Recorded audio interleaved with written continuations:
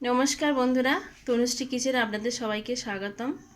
আজকের আমি আপনাদেরকে একটু কুমড়ো আর কাঁঠাল দানা, পটল, চিংড়ি মাছ দিয়ে সবজি করে দেখাবো।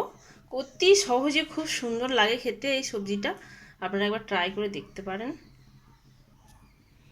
আমি প্রথমে চিংড়ি মাছটা হালকা করে কড়াইতে ভেজে নিয়েছি।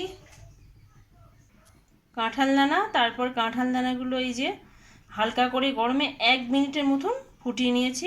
দানাটা খুবই সহজ ছাড়ানো, মাঝখান থেকে চেলা করতে হবে। চেলা করে যে কাঁঠাল দানাগুলো এরম এরম করে কাটলেই আমনি আমনি খোলাগুলো ছেড়ে যাবে। আপনারা এই খোলাটাও ফেলতে পারেন এরকম জলে, গরম জলে দিলে, কিন্তু এটা খেলেও কোনো অসুবিধা নেই। তা আমরা এই সমেতই আজকের লাউ কুমড়ো দিয়ে, এই কুমড়ো কেটে রেখেছি, কুমড়ো, এই আলু, হ্যাঁ আমার রান্নাঘরটা শর্ট দেখাতে পাচ্ছি না ভালো করে, এইভাবে।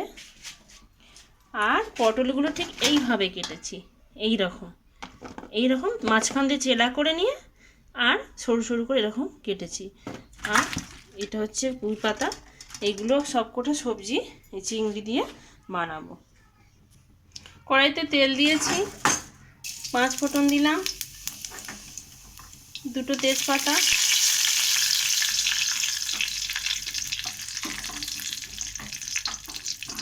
কাঁচা লঙ্কা, খুব সামান্য, বেশি তেল লাগবে না, অল্প তেলেই রান্না হবে, এরকম তেল দিলাম।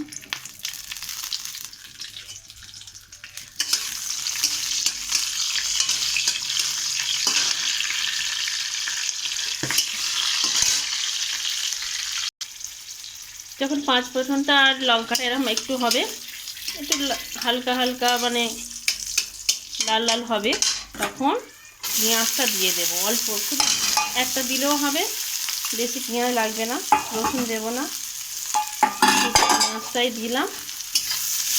পেঁয়াজটা লাল লাল করে ভেজে নেব 2 মিনিটের মতো।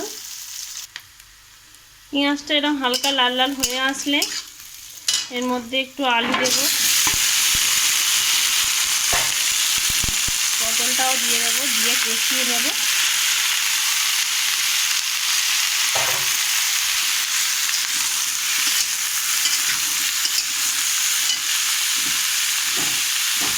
একটু হলুদ,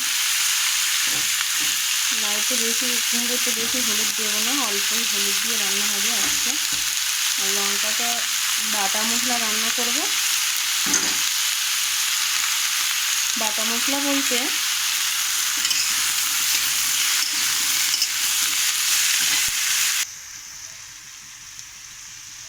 এরকম হয়েছে। এবার একটু লবণ দিয়ে দিলাম।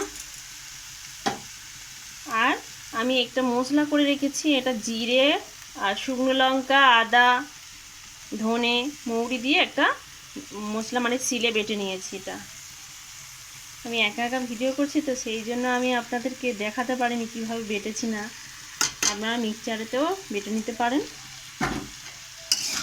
নিয়ে এইভাবে মশলাটা 2 মিনিট ফিরে কষিয়ে নেবেন।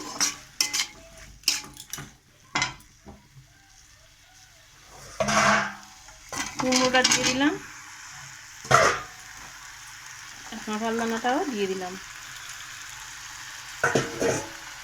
দিয়ে আমি এগুলো ভালো করে নেড়ে চেড়ে নেব 2 মিনিট। এইভাবে নেড়ে চেড়ে নেওয়ার পরে একটু পুঁই শাকটা লাস্টে দিয়ে দিচ্ছি 2 মিনিট পরে। কেননা পুঁই শাকটা খুব নরম তো সেই জন্য একটু লাস্টে দিচ্ছি।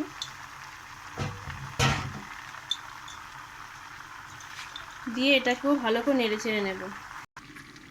আমি এখানে এক্সট্রা কোনো জল দেব না, এখানে কুমড়োর থেকে যে জল বেরোবে সেই জলটা আর ওই পুঁই শাকের পাতা থেকে যে জলগুলো বেরোবে ওই জলেতেই এই কাঁঠাল দানা রেসিপিটা তৈরি হয়ে যাবে। এরকম 10 মিনিট পর পর এরকমভাবে জল ছেড়েছে, দেখুন এরকমভাবে চাপা দিয়ে তৈরি করব তরকারিটা। এইভাবে এরকম নেড়ে ছেড়ে নেব।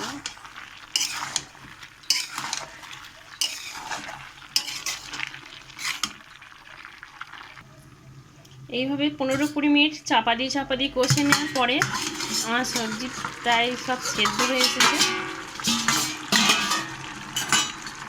দেখাচ্ছি আপনাদেরকে। এবার আমি এখানে চিনি দেব, কুমড়োতে একটু চিনি দিলে ভালো লাগে, একটু চিনি দিলাম। আর এখানে জিরে গুঁড়ো, জিরে গোলমরিচের গুঁড়ো একসাথে মিক্সড করা আছে, আর এই চিংড়ি মাছ ভাজা আছে দিয়ে দিলাম। দিয়ে এবার নেড়ে চেড়ে বন্ধুরা নামিয়ে নেব। তার আগে খেয়ে আপনারা বলবেন কেমন হয়েছে। যদি ভালো লাগে আমাকে সাপোর্ট করবেন প্লিজ। আমি নতুন চ্যানেল খুলেছি, আমি সবে রান্না ছাড়তে শুরু করেছি, আপনারা পাশে থাকবেন। রান্না হয়ে গেলে আমি আপনাদেরকে দেখাচ্ছি। বন্ধুরা তৈরি হয়ে যাওয়ার পরে কেমন লাগছে দেখুন তরকারিটা। আপনারা একবার এইভাবে বানিয়ে খেয়ে দেখবেন, খুব সুস্বাদু লাগে। এই কাঁঠাল নাড়ুর যে তরকারি এত সুন্দর খেতে হয়, না খেলে আপনারা বিশ্বাস করতে পারবেন না। আমার রান্নাঘরে আলোটা খুব কম তো, তার জন্য আপনারা হয়তো মনে করছেন যে এটা কেমন, কিন্তু তরকারিটা খুব সুন্দর হয়েছে। এরা আপনারা সবাই খেয়ে দেখবেন এবং কমেন্ট করে জানাবেন কেমন হয়েছে, আর সাপোর্ট করবেন প্লিজ।